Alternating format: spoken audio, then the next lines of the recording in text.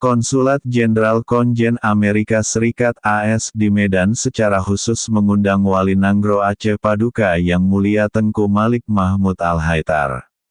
Undangan tersebut disampaikan saat Wali Nanggro menghadiri peringatan Hari Kemerdekaan Singapura yang ke-57 di Medan. Wali Nanggro memenuhi undangan tersebut. Wali Nanggro disambut langsung oleh Konsul Gordon S. Church. Pada pertemuan tersebut, kepada Gordon, Wali Nanggro menyampaikan terima kasih atas undangan dan kesediaan untuk bertemu secara khusus.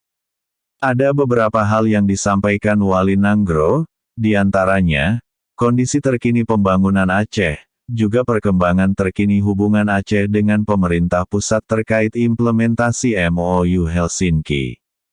Wali Nanggro juga menyampaikan potensi-potensi yang ada di Aceh, baik di bidang pariwisata, produk pertanian, perikanan dan kelautan, serta potensi-potensi lainnya.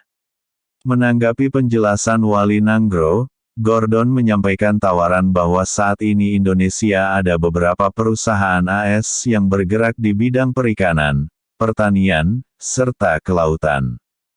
Jika memang dibutuhkan, bisa kita komunikasikan, kata Gordon. Ia juga menyampaikan rencananya untuk datang berkunjung langsung ke Aceh, untuk melihat kondisi terkini, dan potensi-potensi yang bisa dikembangkan di Aceh.